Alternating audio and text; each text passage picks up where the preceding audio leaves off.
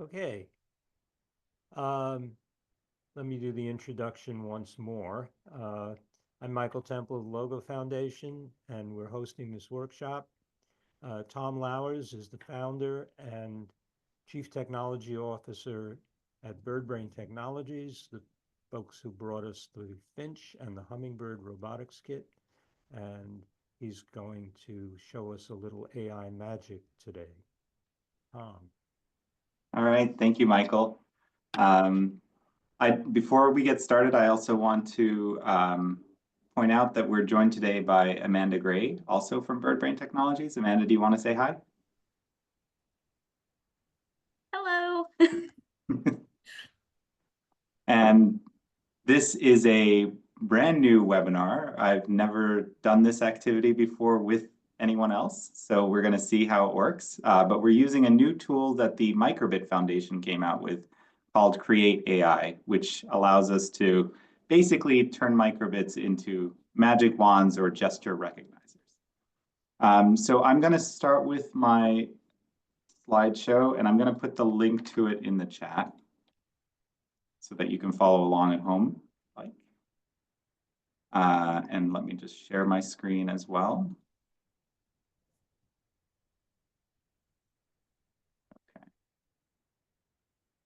Okay. All righty. So just to give everybody a sense of where we're going to go today, I'll do a brief introduction to BirdBrain Technologies for those of you who have not, who aren't as familiar with it. I know that many of you are, so for that, you can tune out if you need to. I want to talk briefly about AI and machine learning and why I called this webinar Machine Learning Magic Wands and Robots.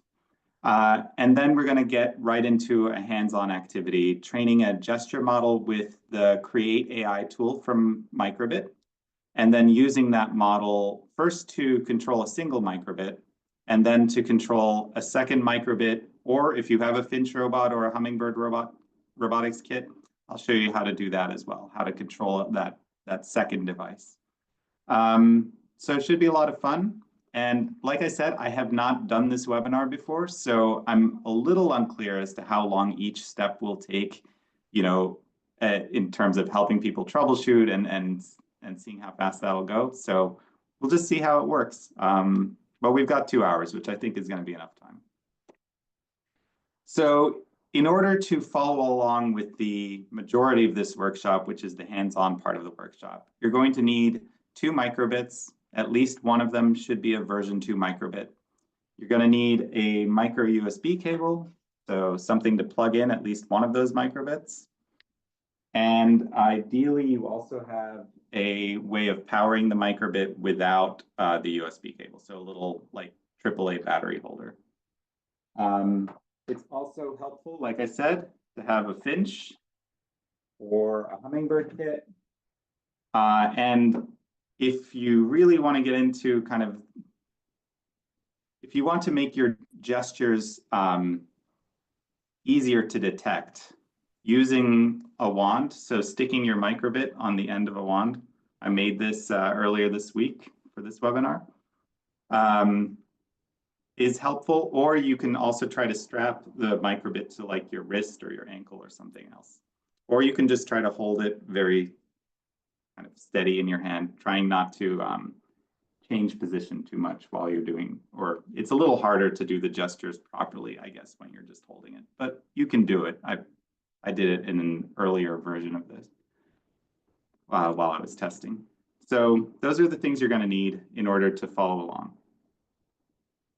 All right, so just a brief background of BirdBrain Technologies. We're an educational robotics company that was started 15 years ago. I founded it off of some NSF-backed research that I was working on at Carnegie Mellon University. And we have kind of 2 products that came out of that research, the Finch robot and the Hummingbird robotics kit. So the Hummingbird is a robotics kit with servos, motors, lights, kind of all of the guts that you'd need to build a robot.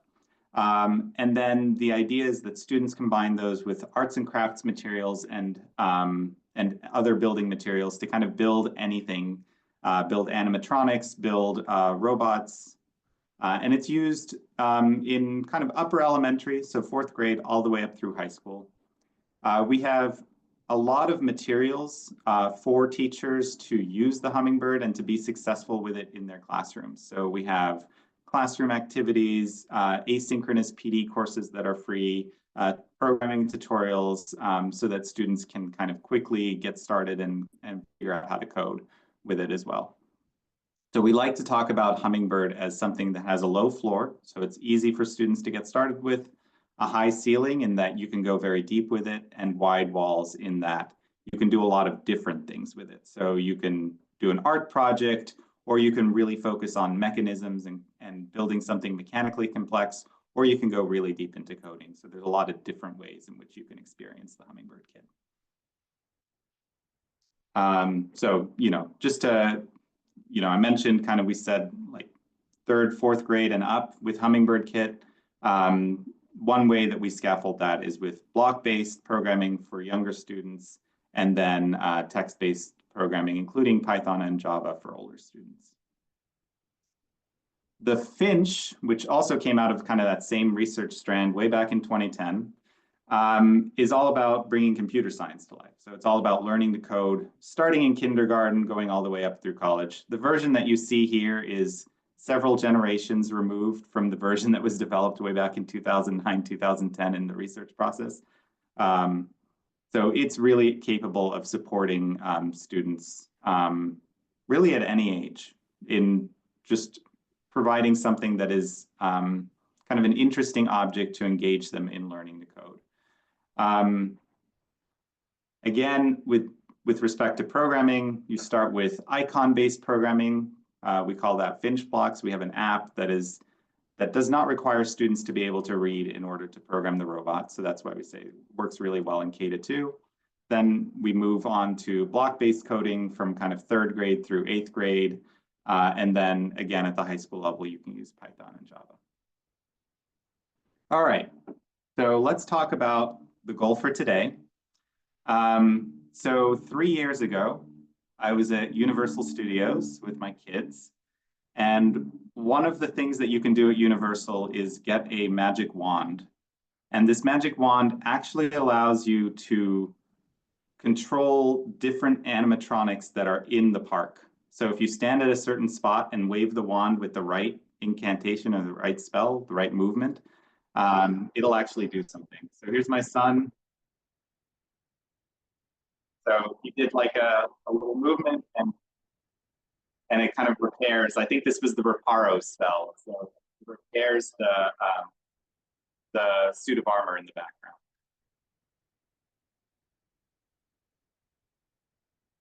There's my daughter doing the same thing.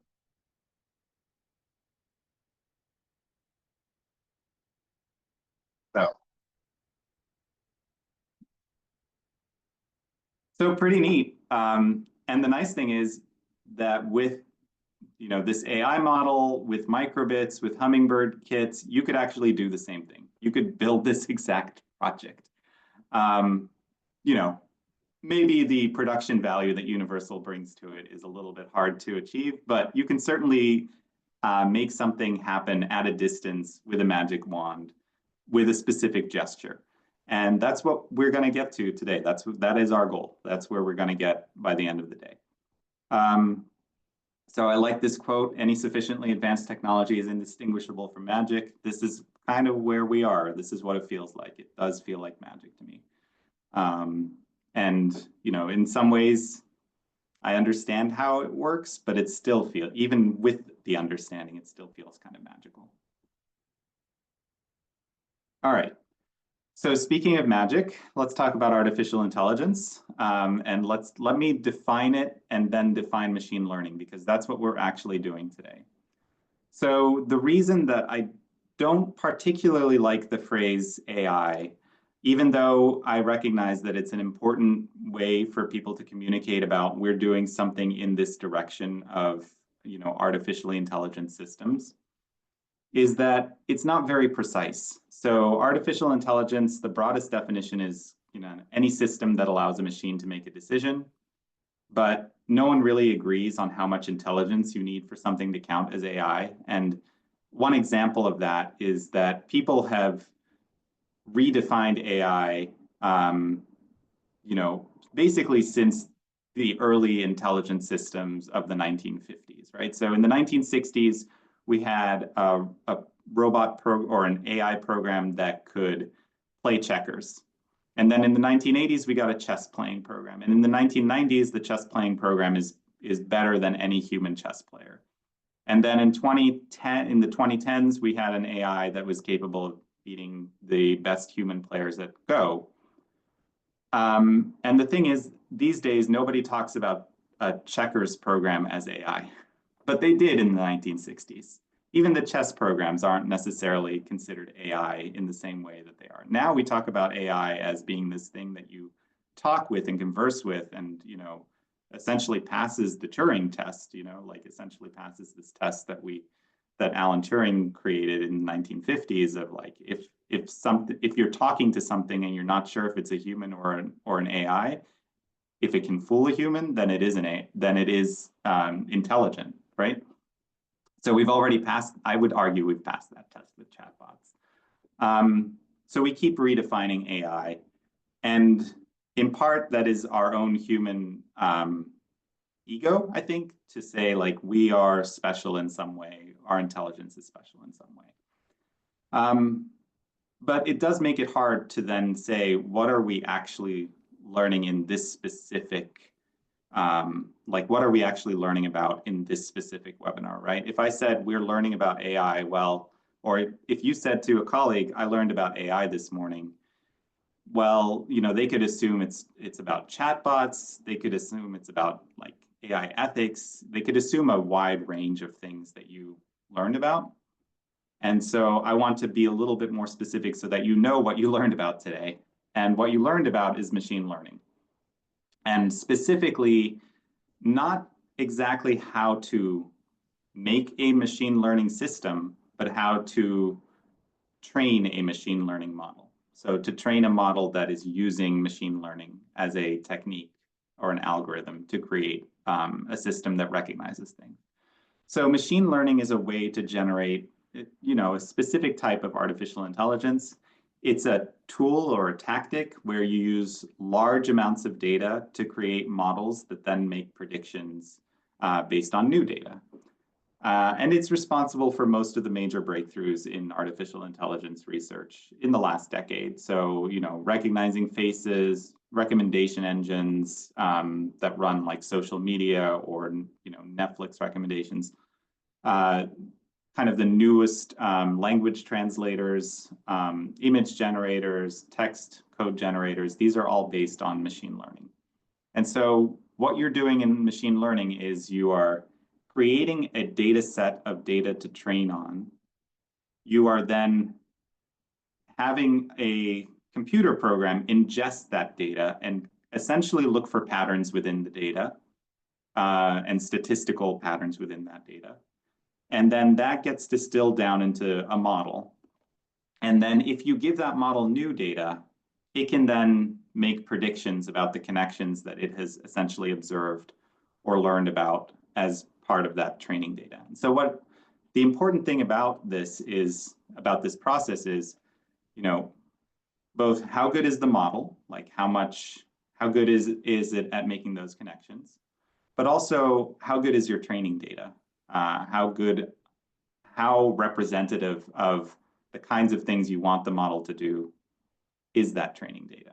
And so when you're doing an activity like we're doing today, where we are training a model, I think that's one of the more valuable takeaways for students, which is, I trained a machine learning model to recognize different things, but then I gave it like a different gesture and it couldn't tell me what it was, or it got it wrong, or, it's not perfect because it made an incorrect prediction or something like that.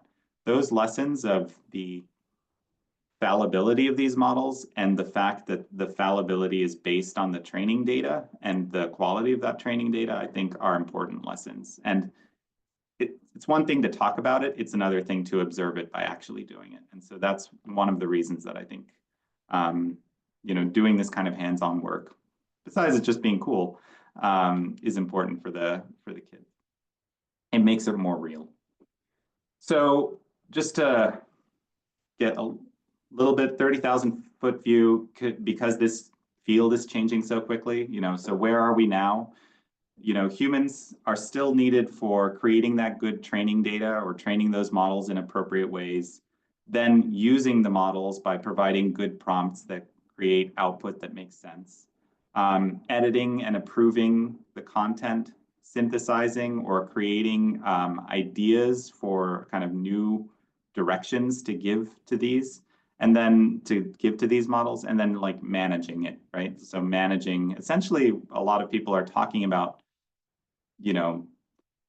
that where this may be taking us is to make us all into sort of managers with a team of helpers, where you are providing direction instead of doing the work directly in some cases. But doing all of the above well, I would say, requires both an understanding of how the machine learning models work, so kind of how they really function or put together, and also computational thinking skills, right? So there's a lot of talk right now about, well, do we really need to teach anyone to code anymore? The AIs can code. And I would say that while it is exciting that coding is becoming democratized, that more people can access, develop software without necessarily having a deep background in computer science, it's a little bit scary when you realize that the code isn't always right. So there can be subtle bugs in it. So you might create a program and it might run for a while and then it might stop working, right? And if you don't have that coding background, you won't be able to fix it. You will just have to ask the AI for another program. So that's one thing. But also when you think about how to provide directions to these models, especially more like ChatGPT models, you really have to break things down. You have to see how it recognizes patterns. You almost have to say, like, do this step by step. And so that's going to require critical thinking and computational thinking skills, right? Like the basic skills that you learn from, in some cases from coding, but just in terms of thinking about how to create a system in a structural, systemic way. You're going to need to have skills that allow you to do that. So I would argue that while maybe specific coding languages like Python or Java, maybe that's becoming less important to learn that. Creativity, problem-solving skills, critical thinking, skepticism, like learning to create things using a process, these are actually becoming more important. Even learning to communicate and manage. These are skills that are going to become more important for students. So anyway, I'll get off the soapbox now. I just want to share with you some of our other AI resources. Like I said, this is a sneak peek and a new thing. But we do have a number of other resources that I've done webinars with Logo before about these.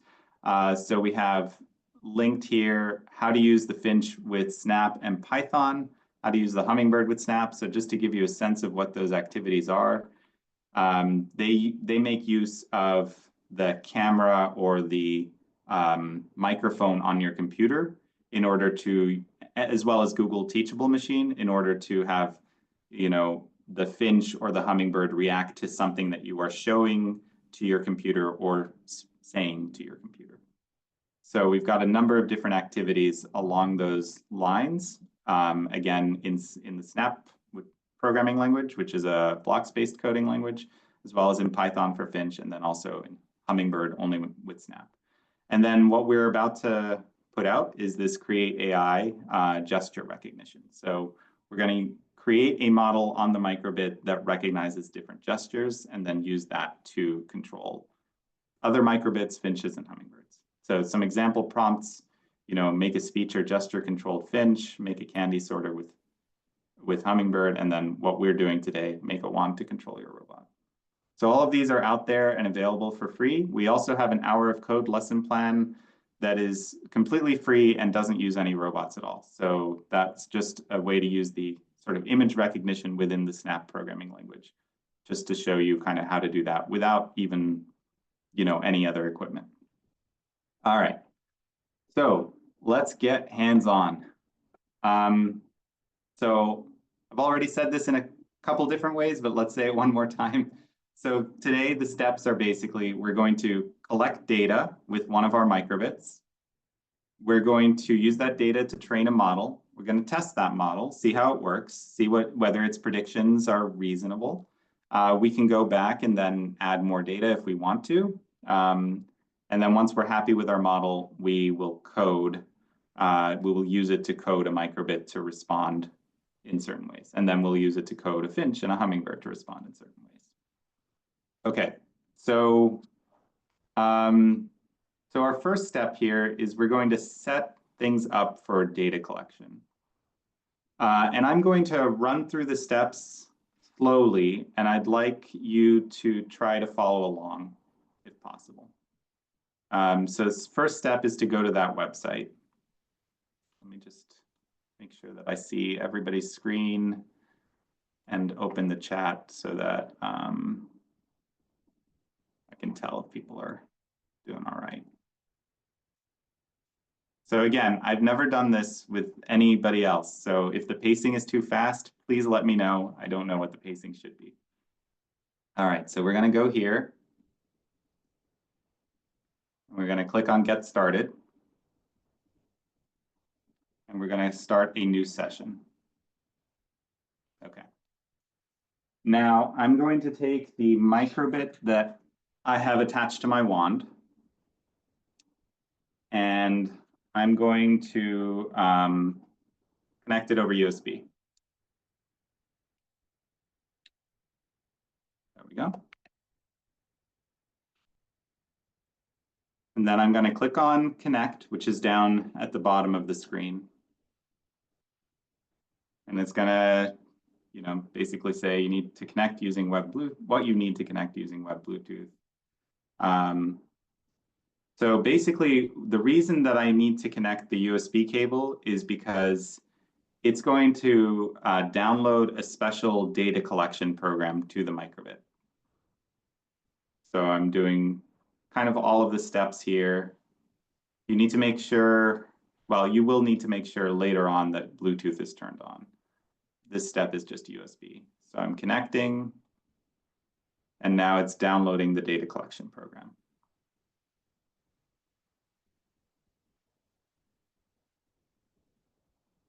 Okay, so now my program is on my microbit. I'm going to stop here. Give me a thumbs up once you're ready. Okay. 1. And yes, thank you, Carol. You should use the Chrome or Edge browser in order to connect.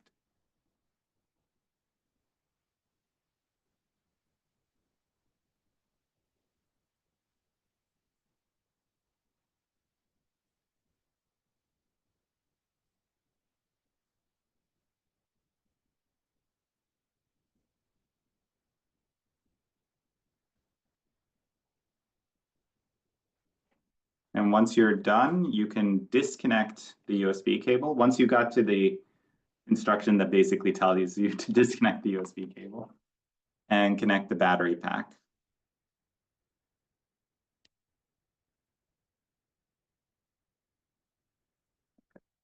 Now mine is displaying a specific LED code, which I think yours might be a different LED code, but it should display something on the display that is kind of like a bar graph almost.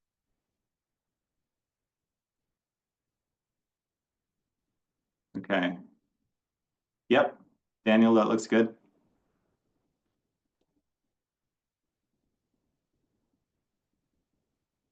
All right, I'll move on.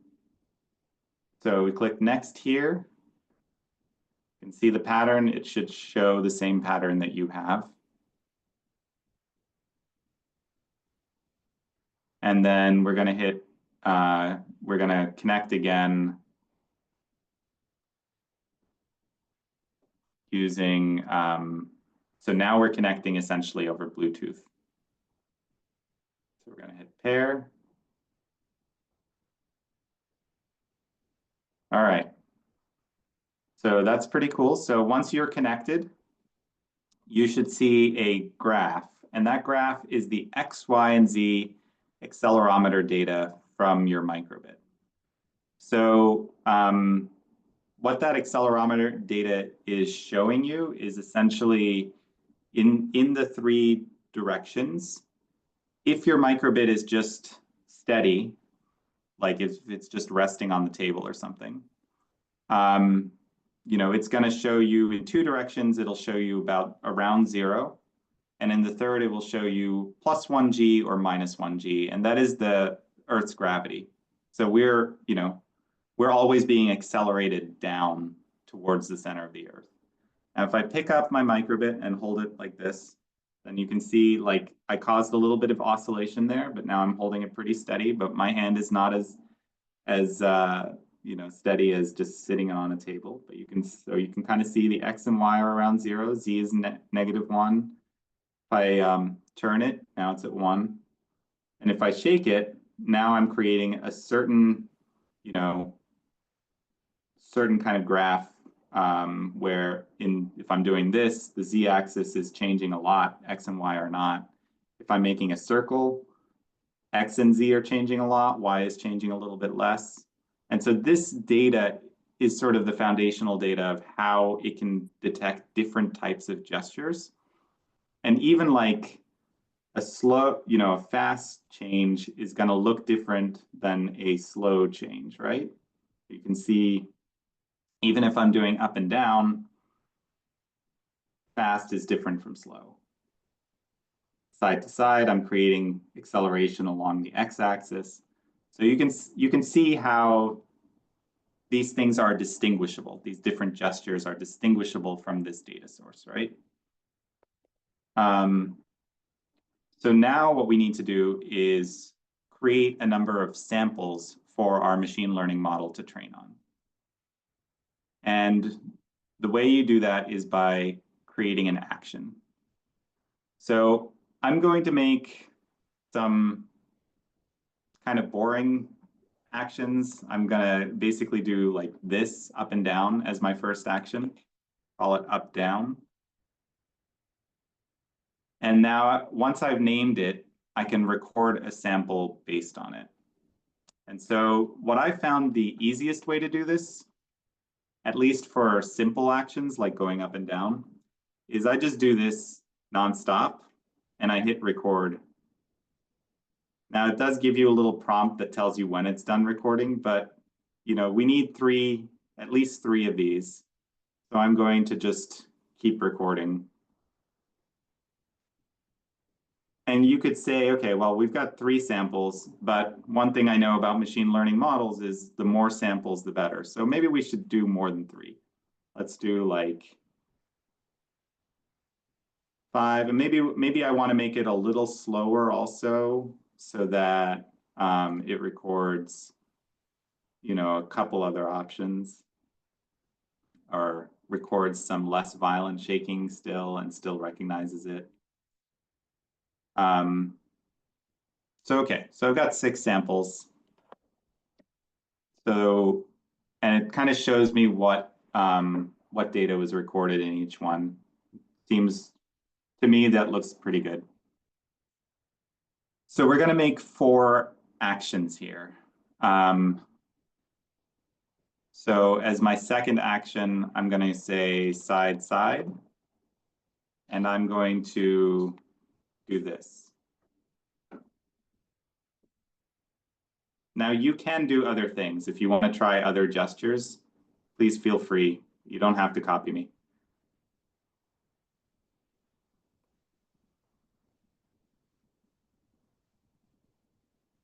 I'm cheating in that I know that this worked yesterday when I was, you know, preparing for this. So I'm doing the things that I know work.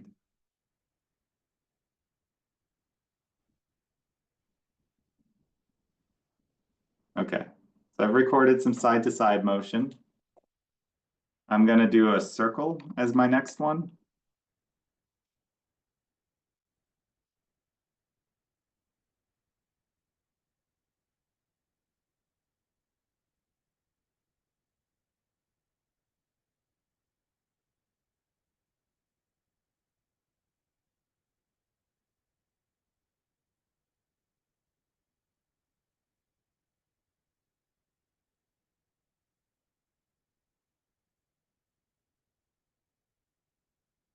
Okay. And then as my last action, I want something that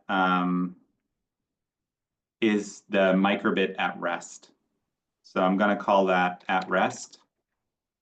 And I'm just going to record samples of it not really moving.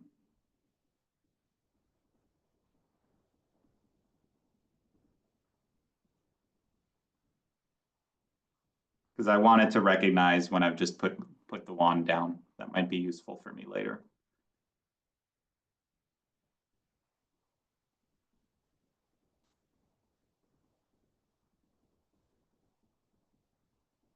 Okay.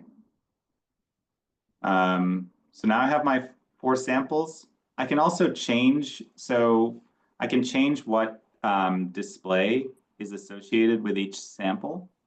So up, down, this actually works pretty well. Side to side, I might go for, you know, I don't know, something that tells me it's going side to side. Circle, I mean, the microbit displays are hard to draw a circle on, but close enough, I'll make a square. And then at rest, maybe I'll do like, I'm asleep or something. So you can change these, and that'll change kind of what's displayed on the display once you're in the training and testing phase. All right, let me give people a couple of minutes here just to finish making their actions. And then, you know, if you have finished making your actions, go ahead and hit train model, and you can, and then you'll see what testing seems like or looks like. And anybody have any questions, feel free to unmute or throw them in the chat. I'm happy to answer.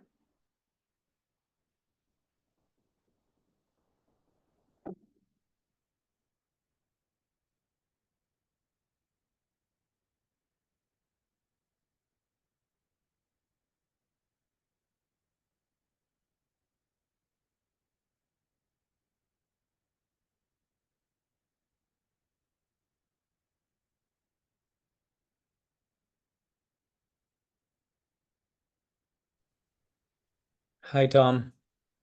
Hey, Daniel.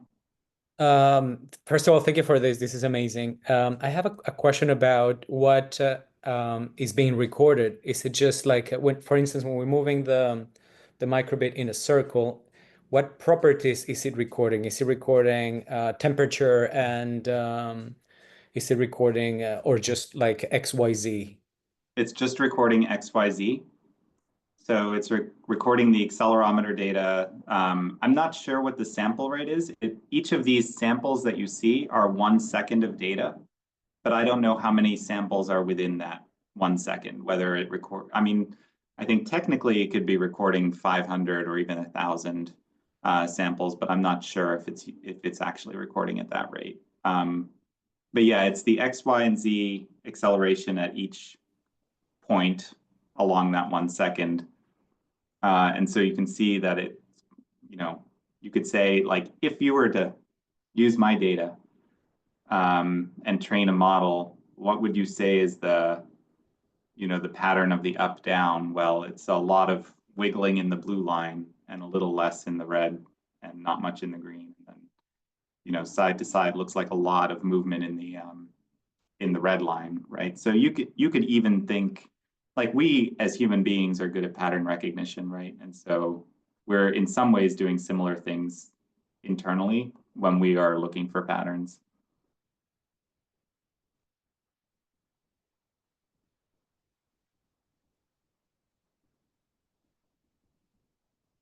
All right, so I'm gonna go ahead and hit train model. And it gives me a little helpful prompt that basically tells me a little bit about machine learning, which is great. You know, we're spotting patterns and differences in your data samples and then using them to build a mathematical model. So start training. Okay. So once the model is trained, it's showing me a couple of different things. It's showing me that right now, with my wand on the desk, it is 100% sure that the microbit is at rest, which that's good. That's how it should be. And because it's at rest, it is showing me,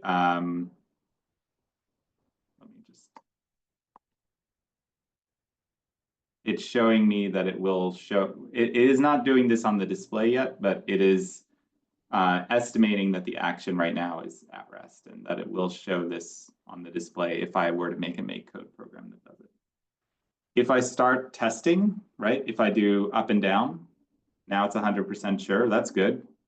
Notice that it went to circle briefly before it came back to at rest. So often when you're transitioning between actions, it might pick up a different action briefly. So, but if you're, let's see, I'm going to do a circle now. Okay, circle seems to be harder to pick up. So I might need, there we go. Might need to do some training, or maybe I need to adjust my, like how I was doing it. It may just have been a little bit off. Side to side, I can definitely do that pretty well, so that's good. And then there's also this recognition point, right? So the recognition point is in MakeCode, you know, you will get these events that are like on machine learning, up, down, start, right? So if it detects the up, down action is happening, then you'll be able to do those things. If you've used MakeCode before, it's very much like the on button pressed event or similar other events. But that's not a, you know, this is a percentage certainty that I'm doing something, right? Whereas this is just Boolean, it's true or false. So the recognition point is something that you can adjust now to basically decide when this event fires, when it triggers. So do you want it to be at 80%, or do you want to be more sure or less sure before firing that event? So personally, just playing around with this, I think it's better if you put the recognition point pretty high. If you can do this and get it to 100%, then you might as well put the recognition point high so that you don't get any like false positives, right? So that you don't get a situation where in the transition between one action and another, you're accidentally triggering a different event. So like I said, I like to put it, you know, 97. Maybe the circle isn't as good, so I might put it at 90. And then this at rest one, that one maybe I feel more comfortable having it just decide that things are at rest. And so maybe I leave it at 80. And, you know, it highlights it green when it decides that you've hit the certain recognition point. So I'm still able to hit it for up, down. I'm still able to hit it with side, side. And with circle, there, I hit it just then. And more importantly, I didn't unintentionally trigger the other ones. So even though my circle isn't as good as the other two, I'm not accidentally triggering something I don't mean to trigger. Whereas when I had the recognition point lower and I was doing the circle, it was triggering the up, down, and the side, side. Does that recognition point explanation make sense? Anybody have any questions about that, or you understand why we would want to adjust things to different levels there? So again, this is kind of the process of tuning this model a little bit to use it. And I'm not going to do this in the interest of time. I'm assuming that for most people, this is mostly working. But if you wanted to, you could go back by clicking the edit data samples in the top left. And then you can go back and change your samples, even change your actions, and then, you know, try training again and seeing what happens, right? So if you have something that really during the testing phase isn't working, then I would go back and try to edit it. Okay, but at the moment, I'm going to say my model is good enough for this demonstration. Again, it's not perfect, but it's good enough. And so the next step is to then take this program and edit it in MakeCode.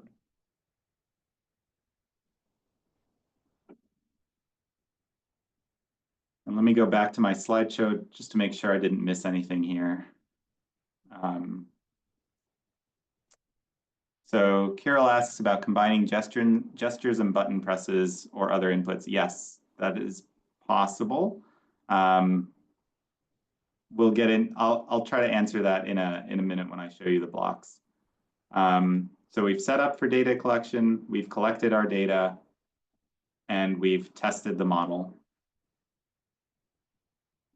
And now we're, you know, the first thing we can do is just download the default program to our microbit, and then we can start trying to edit some of it. And during that editing process, I will kind of show you how you might combine a button press and an ML press. So let's talk about these different blocks that are just in this category. Okay, so why don't we go ahead and just download this program that has popped up for us. So we're going to have to connect our microbit back to USB, and then we'll just hit download. And this is not the standard MakeCode editor. It's almost exactly the standard MakeCode editor, but it is at a different URL, so that's important to note. So any programs that you want to save out of here, you want to download them as files, just so that you have the hex files and have them saved. But for now, we'll hit download here and download it to the same microbit. And so this is going to overwrite that data logger program that we were using to connect to the machine learning model training site. And it's going to instead download essentially a program that includes the trained machine learning model and also has, you know, these icon blocks, right? So now if I shake my wand up and down, I'm getting the up arrow to show up. If I do side to side, I'm getting, sorry. If I do side to side,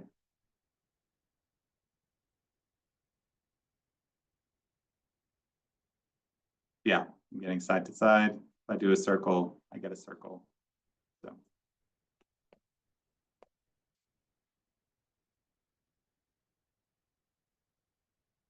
What's interesting is it's a little hard to tell while you're moving it what the display is showing.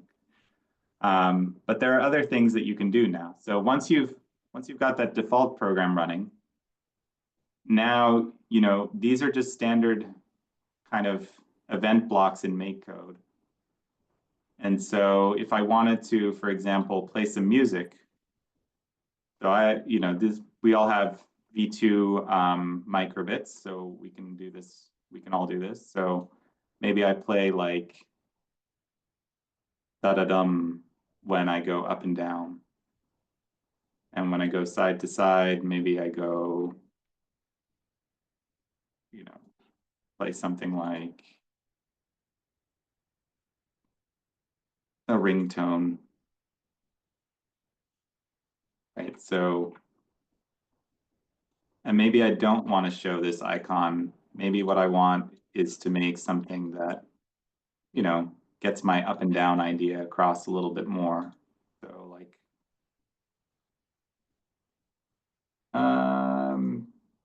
I'm not very good at MakeCode displays, I guess.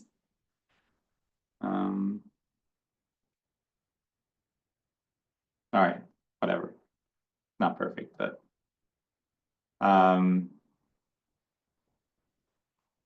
so take a couple minutes and just edit your program, edit your default program. And then I want to talk through these machine learning blocks that you get. There's a few other ones.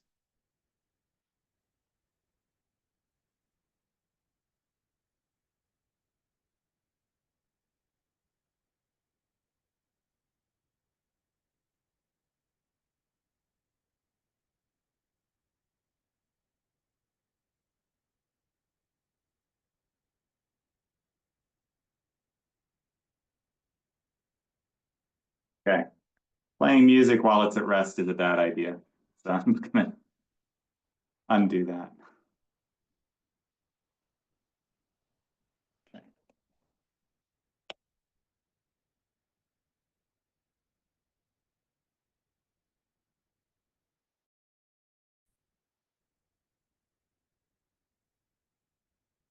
Probably want to do a different thing for the circle.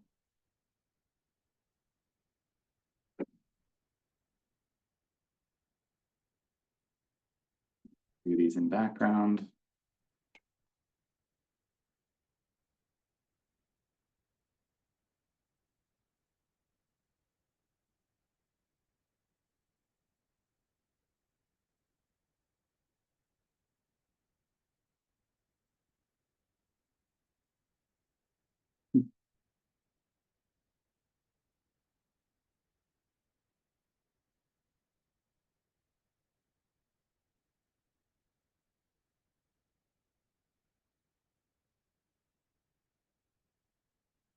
Hmm.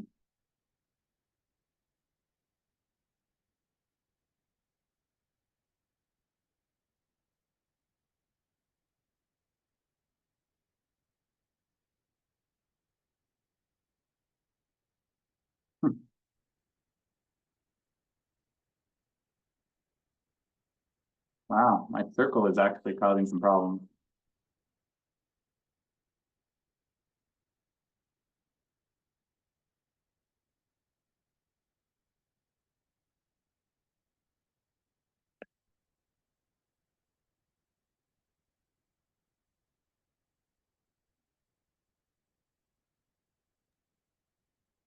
I found that the circle and the side by side kind of like overlap. I Yeah. removed the side by side and left only circle and up and down, and that seemed to be working really well. I don't know what the side to side and the circle have, if those movements have too much in common. Yeah, it takes some, I think, practice and tuning and maybe going back and forth. So that's one of the things that's interesting and maybe useful generally from a useful teaching point for students, which is that unlike a lot of things that you do with computer code and coding, the outputs of these models are more of a trial and error thing, right? Like you think you're doing something and maybe it's working, maybe it's predicting well, maybe it's not, but then maybe you change your hold on the wand slightly and now you're getting a different output. I think that's what was happening with me with the side to side. Or not, getting the circle again. But it's not as predictable as just like, if this, do that. You know, if this sensor is greater than this, do that. It's a little bit harder to control. And that is a useful thing to teach, frankly. So you may need to go back. I mean, I'm not going to recommend going back in this case, but you may need to go back, or I can show you a different way to control things a little bit better on the program side also. But you know, one thing you can do is you can just remove the on ML circle, and then it won't. Then the circle doesn't show up for you anymore. Like if the circle isn't working well, right? You could just ignore it. Also in the chat, there is a question that says, "Can I combine gestures and button presses or some Yeah, inputs?" I'll show you how to do it in a second. I want to make sure at this point, is everybody following along? Any troubleshooting help needed? Okay, getting positive nods. So, all right. So let me talk about these blocks a little bit. So in addition to your standard microbit blocks, you get a new category called machine learning. You can right-click on any block in MakeCode and get the help file. So that's always useful in case what I say doesn't make sense or you forget later. Basically, the onML start block is pretty clear, right? So it will display your actions, the ones that you trained your model on, and then it will do whatever you put in here once it detects that that action has started, that gesture has started. On ML unknown stop is similar in that if you're making the up down gesture and then you stop making that up down gesture, it will do whatever code you put in here once you've stopped making the up down gesture. So a little bit nuanced there. You have to be doing the gesture and then stop it. It's not something where it's just going to fire or run this event if you're not doing that gesture. And then the same thing, except you'll stop for a specific duration. And let me just look at the help there, just to make sure I'm explaining that correctly.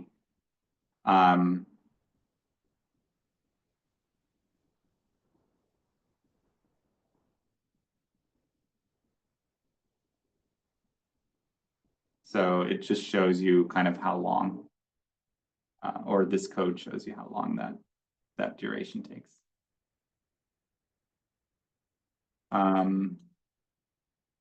And then the last two are useful if you want to use something other than events. And that's where we can talk about like combining gestures and button presses.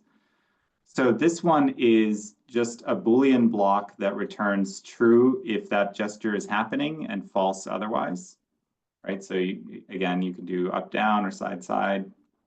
This one is, instead of using the recognition point that we used in the kind of training and testing model phase, this allows us to just get the certainty that we're doing that gesture directly. So it's a number between 0 and 100% of its certainty that we're going up and down. So if you find that you used that you set a recognition point that was maybe a little bit off, you can use this with an if-else statement to redo that. So this is, like I said, this is an event-based way to use your model. But let me also show you the kind sorry, Tom. Yep. About the certainty. So I would have a block on ML slide start, and then I would have an if condition checking the certainty. Did I get it right? You could do that, but you don't even have to do that. You could do just a forever loop and have an if condition checking the certainty. Okay, understood. Thank you. Yeah. So let's, before we move on to kind of a different way of structuring this program, I would suggest saving your current program as a file so that you have it. Just save it as a hex file because unlike the regular MakeCode editor, this one isn't doing cloud storage or backup. So I want to make sure that you have that backed up. So just call this, ML events or something. Just gonna confirm and save so that I have a backup of it. All right, so now I'm going to get rid of all of this. And I'll show you how to use those two blocks. So I'm going to make a forever loop, and then I'm going to use logic blocks to make an if-else kind of block within that forever loop. So now if I take this is ML unknown, if I make that up down, then whatever I put in this if is going to happen if it detects that I'm moving things up and down. So let's say I want to show an icon.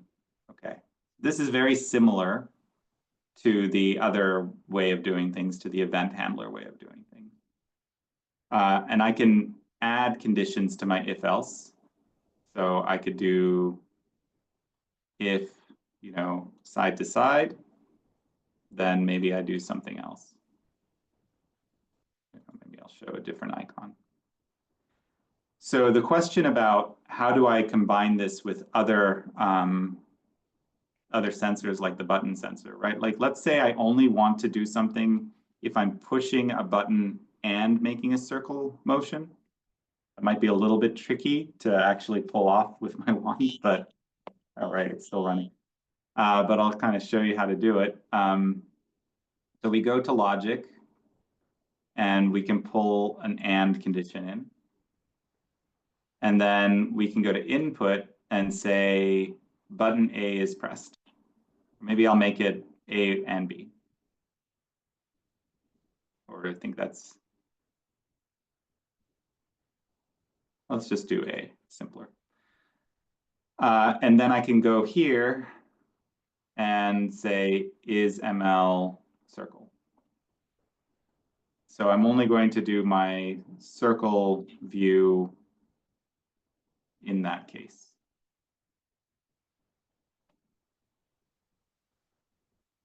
And then I can, again, download this as a program.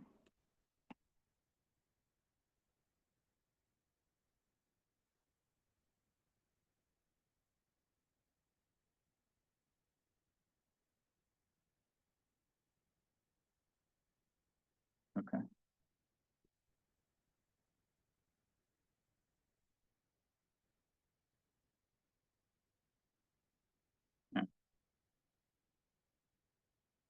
Yeah, okay. All right, so it works for me. So this is very similar to just using the event-based programming. The only difference, as far as I can tell, I think there's almost no logical difference, but it does let you be more specific about like if button, you know, using other sensors, using other things in the microbit in addition to the ML model.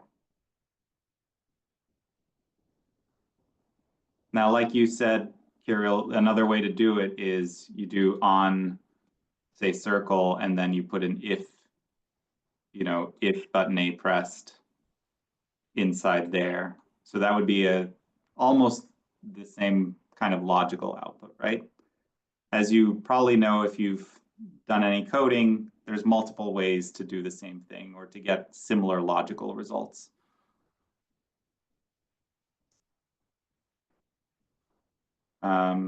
And then lastly, just to kind of show you how to use the certainty block, let's say that I wanted to be, instead of using like up-down detected, let's say that I wanted a different threshold for my up-down detected.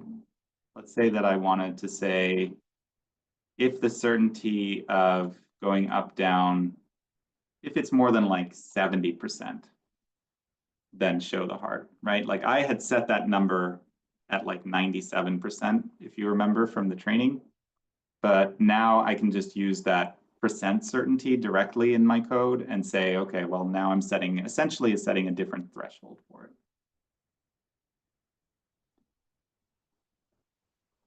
Okay, any questions on this part of it? Kind of showing you the different ways in which you can use the model?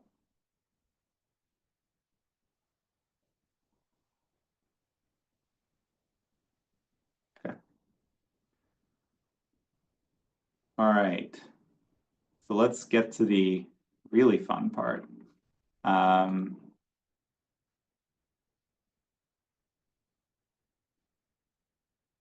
Make sure I've covered everything in here. Yeah. All right. Action at a distance. So one of the coolest things about the microbits, I mean, since they've been launched, right, is their radio capability. It means that two microbits can talk to one another, one can send commands to another one. And that's how we make this into a true magic wand that can control other things, right? So we're going to make the microbit here into a sender microbit. So when it detects a certain gesture, it's going to send a number. So, you know, the number 1 means up and down, maybe the number 2 means side to side, that kind of thing. And then what we'll do in our other on our other microbits or our Finch or our Hummingbird is we will receive those commands and say, oh, I've just detected that the wand is going up and down. Now I will do something on that end to kind of say, oh, that's cool. Okay, so if you're at the slideshow, you can see where we're going to go, and that's fine. I'm perfectly happy for you to basically make this code with me and follow along or just copy what you see there. But we're going to use the event blocks. So we're going to reset them. But first, the other thing we need is the radio block. So that means we need to set the group. And so we need that to happen on start. Essentially, we need that to happen when the program starts. So the group is a way to make sure that everybody's talking on the same channel, right? So both your sender and your receiver will need to be in the same group number in order for them to communicate properly. And this number can be any number between 1 and 255. It doesn't really matter what it is, as long as you set it to be the same. I like to use a kind of random number. I mean, if you've got a lot of students in the classroom, right, you don't want them to all use the same set group. You want them to make sure they're all using different numbers. Otherwise, you know, one wand is going to be sending numbers to maybe another kid's robot or something like that. So don't just use one, like in your examples, because it kind of tells people, oh, I can just use one and let the default go. And you don't want that. You want to use something kind of random. Okay, so we're going to set that group to 142. And then we're going to, when I'm going up and down, I'm going to send a number. I'm going to send the number 1 for up and down. And just so that I can see it, I'm also going to show the number 1 on my display because that's helpful for debugging, right? To know that it's actually sending the number that I think it's sending. All right, so we're going to do that. And we'll do side to side. We'll just change it to 2. We can, so I'm doing right click and duplicate just to kind of speed it up a little bit. I'm going to go circle 3 and 3. And I'll do at rest 4 and 4.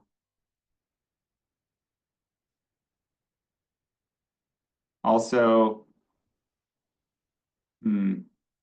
I think I'm going to tighten up the circle one on my side because, so you don't have to do this necessarily, but I do feel like I set my circle threshold too low. So I'm going to use that, you know, what I learned about the certainty value. Right? So I'm going to basically say you have to be even more sure that it's a circle. You have to be like 98% sure before you send anything. Because I had set it to 90 and it just seems to be triggering too much. Again, you don't have to do that, but that's one way that you can still, you know, just showing a way that you can still tune this after the fact without having to go all the way back to retraining.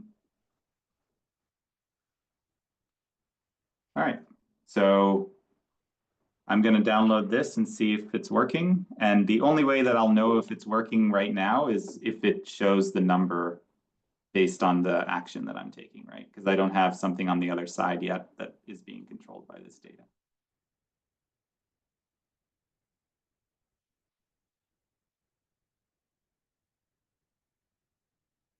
Okay, well, I'm seeing a 4, which is good because it's not moving. And so it should be sending a 4. And now I'm seeing a 1. And I'm seeing a 2.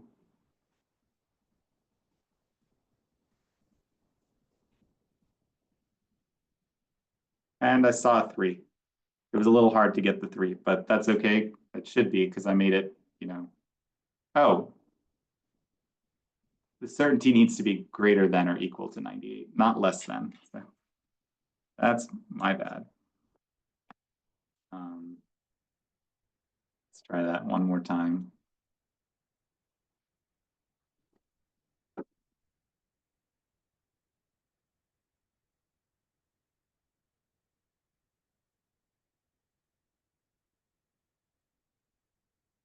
Yeah, okay, still got a 3 out of it, so that's good.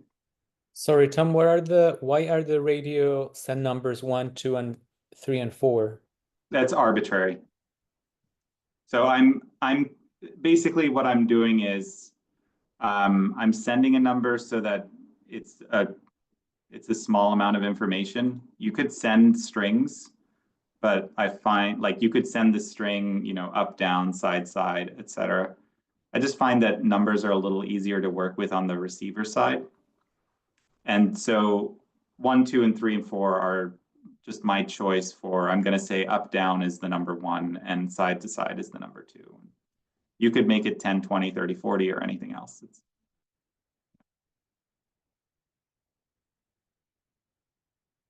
Good question. Yeah, I kind of glossed over that.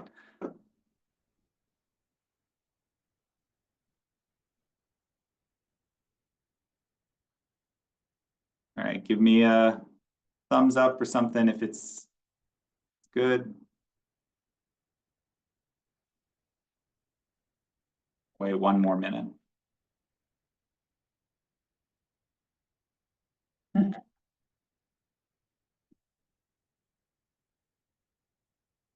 Amanda with the confetti. Okay, that's good.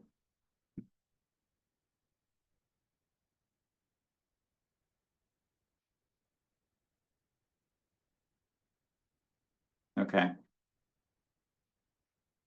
So next step is to make the receiver program. And so here's your reference for your basic radio sender. So to make the receiver program, we're actually going to do that in a different MakeCode editor. Because there we will just use the standard MakeCode editor. We don't need to use the Create AI specific editor. So we're going to open that up. And then we're going to do the same thing on start. We want to set our group to 142. Well, in my case, 142. You pick your own number. And then with radio, we have this event block called onRadioReceived. And then that has a variable that is what number it received.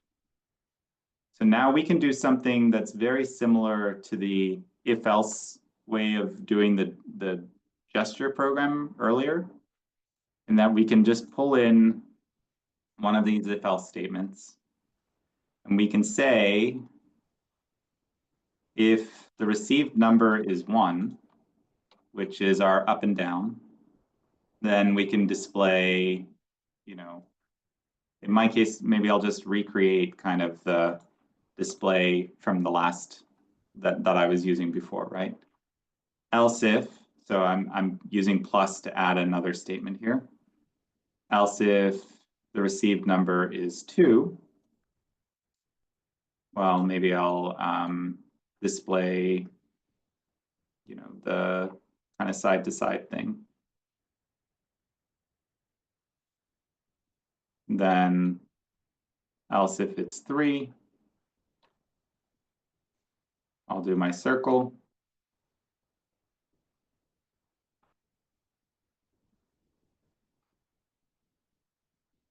And then if I want to, I can make it just show something if it receives any other number, or I can do an else if.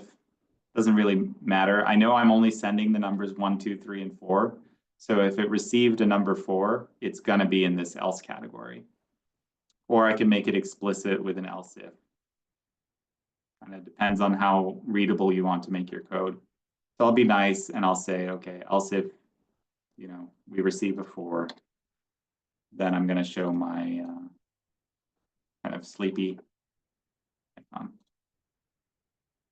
And I don't need the forever at all. So kind of neat. If I wanted to, I could add a delay to each of these displays just to kind of make it more obvious in case, you know, in case it's not showing for long enough. But we can test just this and see what happens. So this one, I want to download to a separate microbit.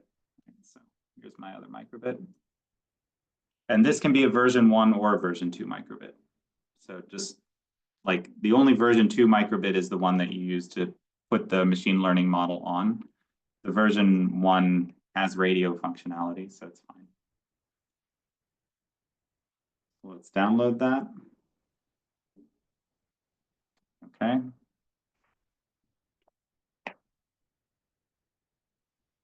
Now, see if it works. So do this. And I'll go up and down. Okay, there's my up arrow. Go to the side. There's my circle because it's always, the circle is an issue. There we go. My side to side. There's my side to side. So, all right. So now we have this, and radio works over, you know, pretty significant distances, I think. Definitely across the room. All right, I'll give people a few minutes to kind of do this, and feel free to play with it also. You know, you could decide whether you even want to receive the circle. You could decide to play some music or to do other things. I'll give you guys like 3 minutes at this point. And if anybody needs help troubleshooting, let me know. If anybody has other questions, put them in chat or ask.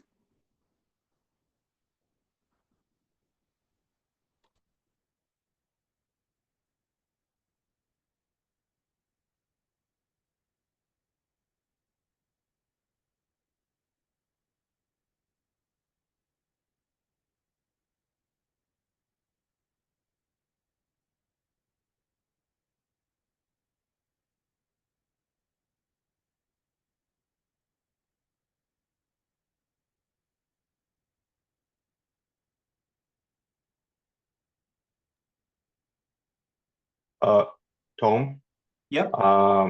it looks like in this MakeCode version, you can also add machine learning if you go with the extensions. Is it the same functionality? So if you search for ML, yeah, or Let me machine do learning. that. I hadn't thought to do that yet. So let's see. Base classes. Yeah, so the second one. Yeah, the second one does look like, yeah, And you definitely get the similar blocks. Now, the thing you don't have with this is you don't have the actual model data. So if, Oh, okay. I see. but it could be that if you took your hex file from your other editor, which is here, you know, so if you downloaded this as a hex file, you know, like, and then let me just, don't follow along with this part, but I will just check. If I go to MakeCode now, and if I upload that hex file that I just downloaded, which actually I have to go home and do a new project, or I have to import. So if I'm importing it, does it show up? Yeah, it does. Okay, so that's nice. Yeah, so when you're first creating your program, that is cool. yeah. So then, yeah, you can use regular MakeCode after that. Okay, well, that's good. That was not something I realized you could do. So, Sorry about the distraction. no, it's good.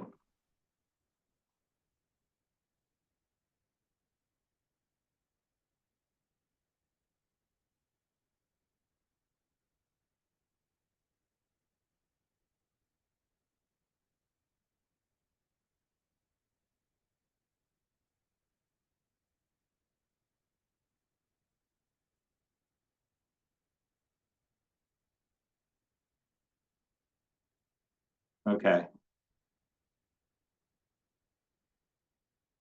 All right, so now I recognize that not everybody has a Finch or a Hummingbird. And so I will go through those parts a little bit faster. But it's very much the same principle if you want to control your Finch or your Hummingbird. So starting with this program, you can add a Finch or Hummingbird extension. My Finch extension's already added, but just to show you how to add the Hummingbird one, you can just do add a plus on extensions and search Hummingbird, and it'll get you the Hummingbird bit library. And so now I have my blocks for Finch and Hummingbird. So let me just do the Finch one. So let's say that I receive up and down. Maybe I want to make my Finch move forward and back. So now I'm taking Finch blocks and putting them right in the same kind of structure and program. If I do side to side, maybe I want to kind of turn right and left. If I get a circle, maybe I just want to spin really fast for half a second or something.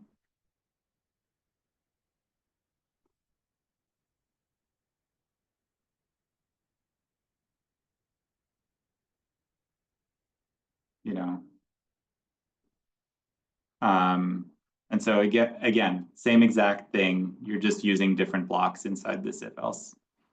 So I'll call this my Finch ML project. And I will download it. Got my Finch here. I'm going to plug it in.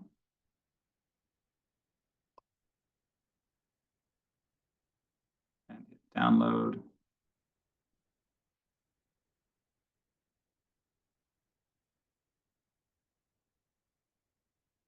So for the Finch and Hummingbird section, I'm just going to kind of go through and show you the basics here. And then, don't worry if you don't have enough time to follow along exactly, but you can play with it kind of after as well. Okay, so I've got my Finch.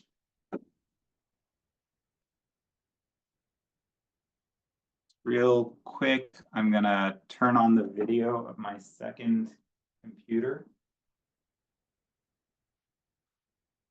All right, so here's my microbit and my Finch.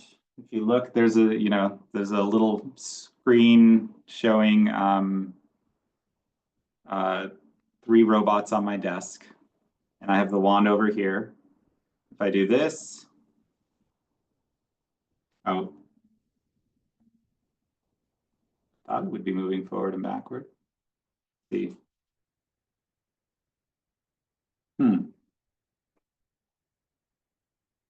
Sure, this Finch is happy.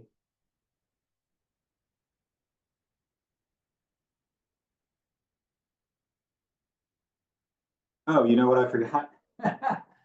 Okay, this is, shows you that everybody makes dumb coding errors some of the time. I forgot to put the start Finch block in the on start, which you have to do basically for any Finch program. So that's totally my bad.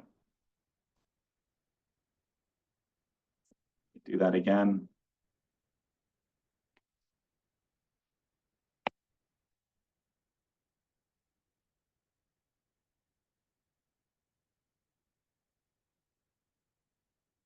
There we go.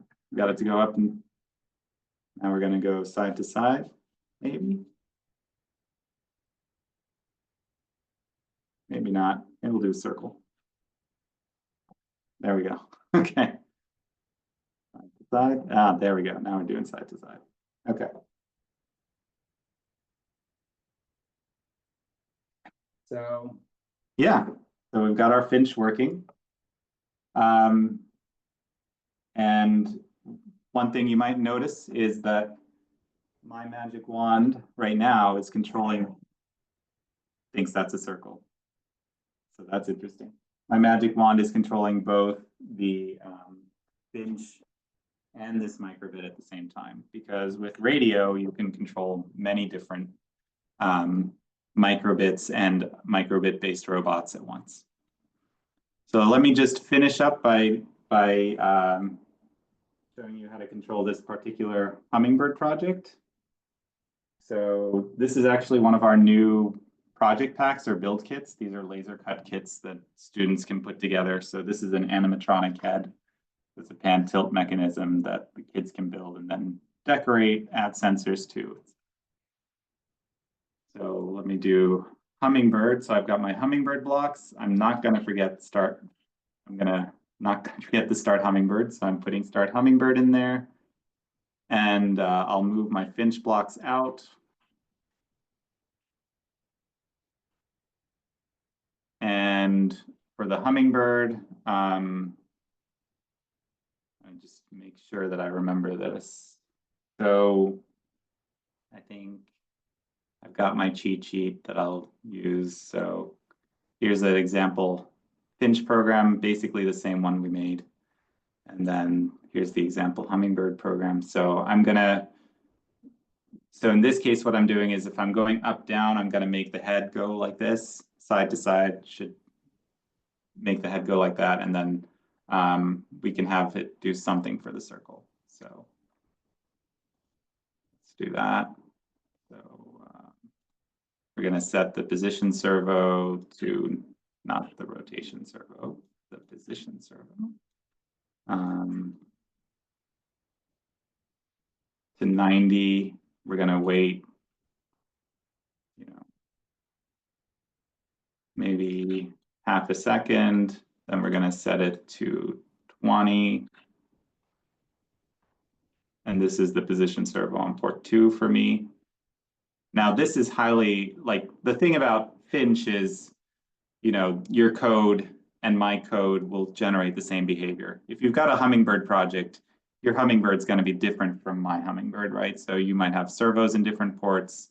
So this really is just a demonstration, but it's still fun to see kind of what we can do with it. So Hummingbird position servo 1, we'll set it to 20 or close enough. Wait half a second. And so this is servo 1. It controls the tilt of the head. No, it controls the panning of the head. And then if we've detected 4, so if our servo is at rest, maybe we want to move the head to kind of a neutral state, which I think is like 65 in this case for this specific robot.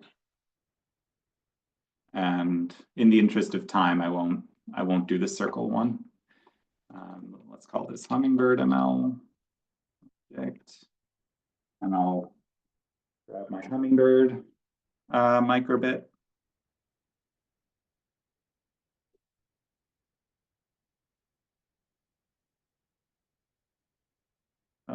Which is a V1 microbit. So I think I need to download it as a file and copy it to the drive.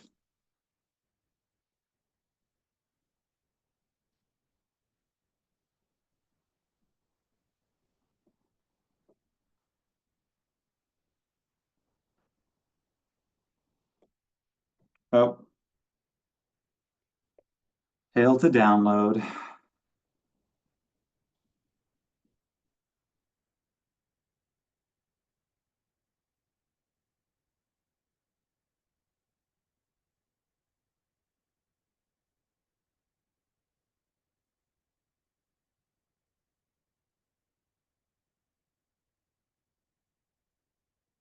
This one's really unhappy.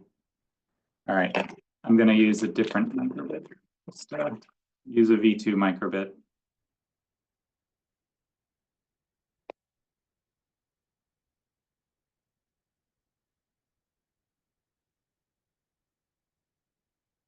The pairing process.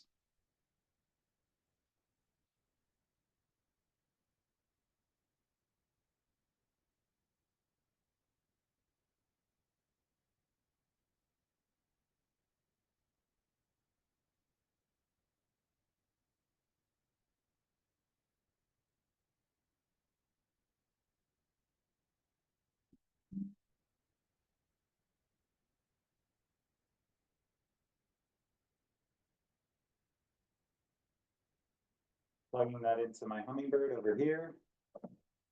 Plugging in power. And all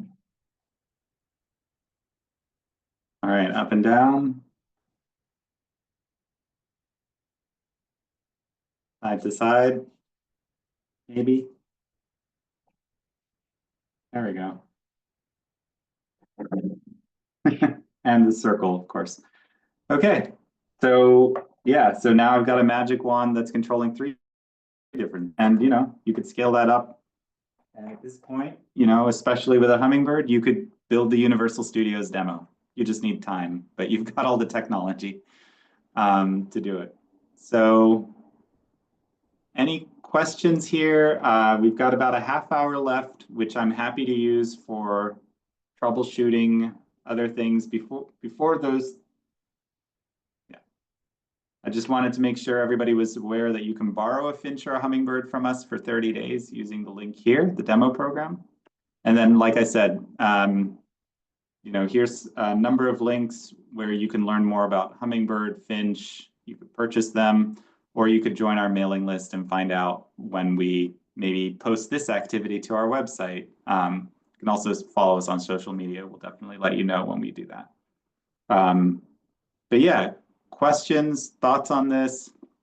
Like I said, this is the first time. This is a sneak peek of this activity. But I think it's got, I think this technology or this tool that Microbit has built is really cool. And so I think there's a lot you can do with it in the classroom to get your kids a little bit more hands-on with the, AI and machine learning training and models.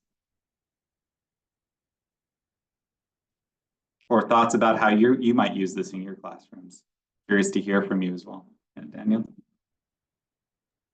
Tom, thank you so much. This is very, very, very interesting. I wanted to ask you about how would you go about doing something similar, but with media, for instance. Let's say that I have the wand and I want to trigger video A or video B. How would you approach that? So if you wanted to, so the Microbit, I think there's some products that let you hook up like an LCD screen to a Microbit. So we don't offer them, but I think if you look, there may be things like that, like little portable, almost like portable arcade, not arcade, what am I thinking? Like the Nintendo Game Boy, like that kind of thing.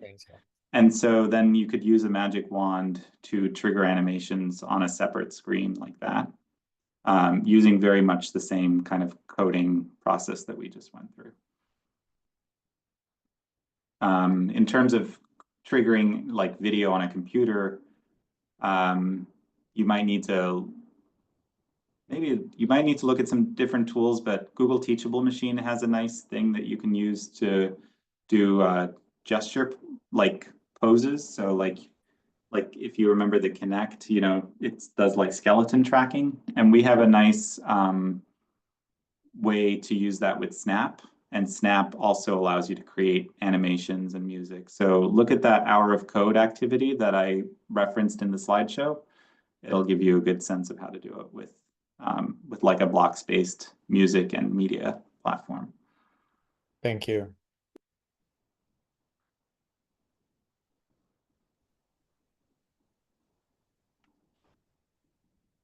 Other questions, thoughts about where you might use it? Yes, Tom. Hi. Very interesting presentation. Can I ask, could we use this for detecting sounds? Or could you train a model for using sounds instead of movement? It doesn't look like there's one right now directly on the Microbit. I'm actually investigating this also. There are a couple of modules that do speech recognition that you could connect to a Microbit. So you can look those up, but basically look for like a Microbit speech recognition. If you Google that, there's a couple companies that sell them. And so I'm kind of looking at those and looking for ways to add them to Hummingbird and Finch projects also. Okay, thanks. Mhm. Thank you, I Tom. was thinking, Sorry. instead of using a magic wand, you have the Finch going up and down hills. So it picks up whether it's tilting Mm. forwards or backwards. Can that then send a signal to another microbit? Can the microbit that's controlling the Finch, that's in the Finch, include Yeah. these models? Yeah, it definitely can. Okay. So it doesn't have to be a separate, yeah, it can definitely detect. I would say going up and down hills, because of the sample size, it's like a 1 second sample. It may be too slow, but it might be able to detect things like you started driving or you're spinning or so like, what are you doing right now? Are you going forward? Did you just reverse? Did you just start turning? It may be able to detect that kind of motion, which would be interesting to. Yeah, I mean, all sorts of things, like Yeah. crash prevention and stuff. Right. Yeah. Yeah. Actually, yeah. You just ran into something. That one, huh? That's an But interesting the one. uphill, downhill, it would just need to detect the orientation. The slope. Yeah. But I mean, I would say the Finch can drive maybe a 5-degree slope, so it's distinguishing that from flat might be a little tricky. Oh, okay. Well, you need an SUV version of the Finch. Yeah, that's right. And rugged outdoors robot. A little higher off the ground. But the big- crash big detection wheels. is that seems like that's a short enough event that I feel like you could be able to capture that. Tom, I realized that my question about the buttons was not very clear. So what I meant is, can I teach the model the Morse code?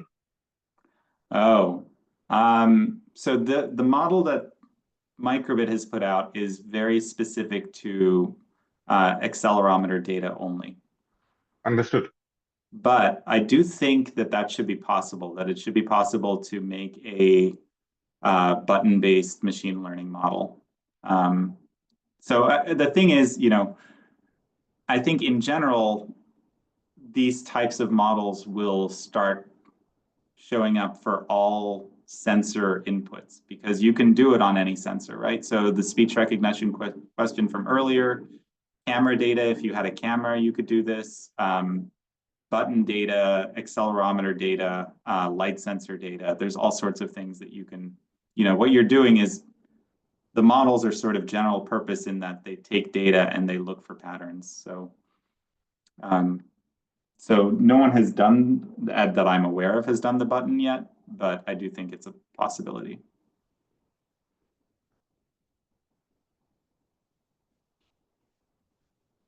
Tom, do you notice that there's like a delay between the microbits, or like do they go to like a sleep mode if there's if there's inactivity? I don't think so. They're always awake and they're always listening. I find that like it takes a while for my receiving one to sort of like to respond after a while.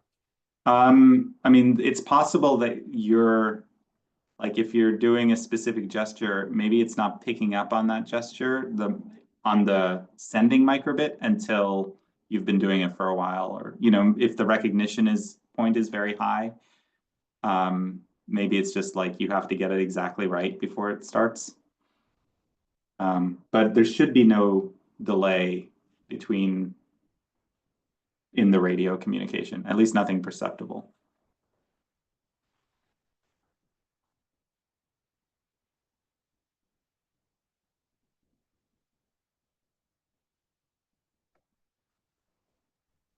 And Tom, I just want to say thank you. Your timing is perfect with this, with my 7th graders. We just finished last week with the Create AI with the microbits and MakeCode. And I just introduced Finch robots to them on Monday. So they've been going through. So this is awesome because now we'll combine the two. And my Yeah. 8th graders are using Hummingbird kits at the moment. So this will work with them. I did microbits with them as well, but not the Create AI. So this is a perfect combination of everything we've been doing. Thank you. Great. Yeah, I'm glad. I mean, when I saw the Create AI work, I knew we had to do something with it. So, yeah, hopefully by the end of the spring, I'll have the actual, activity on the website. But for now, I think the slide deck in this webinar should cover it pretty well. Definitely. And I usually do the Google Teachable Machine with them as well with the Finch. So I love the one with the Star Wars. So we do that as well with the machine learning. I even bought those microbit cool. wearables because we did the pipe cleaners to wear them the first time around. Yeah, it's a And little now, tricky. second time, now we have microbit wearables, which is Yeah, a lot easier. yeah, definitely. So yeah, you don't have to do the magic wand. You could just strap it to your wrist and have them do that. Do gestures that way.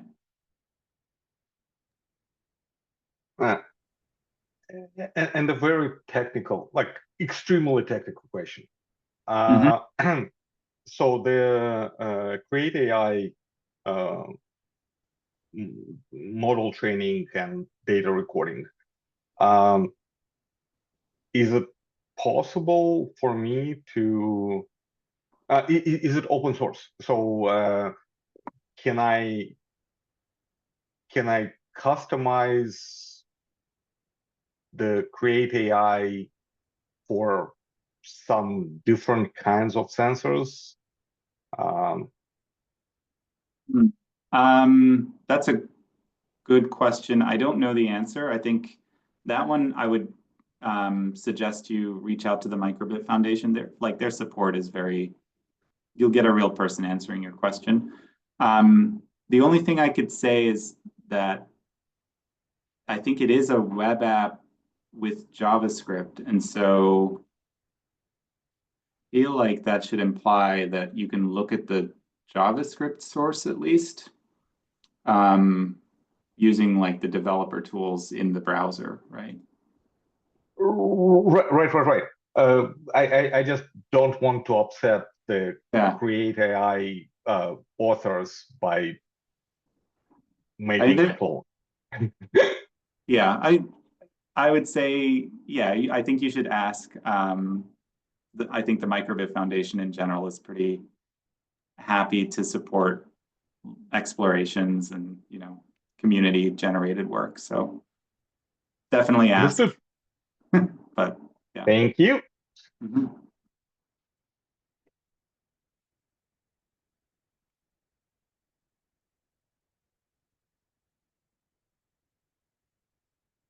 Any other questions or thoughts?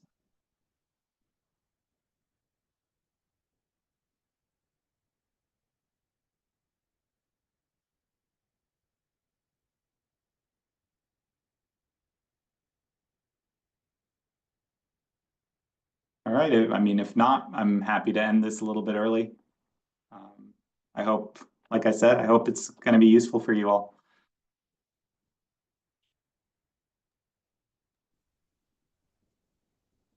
Okay. Any other last minute questions or thoughts? Okay, well, Tom, thanks. This was really great. I'm starting to think of, this idea of the Finch going up and down hills, but putting that microbit into all sorts of things that move or tilt and that will signal, will send signals that could be received by another microbit. Doors opening and closing. I don't know. I have to think about it some more. There's a lot of potential here. It's really cool.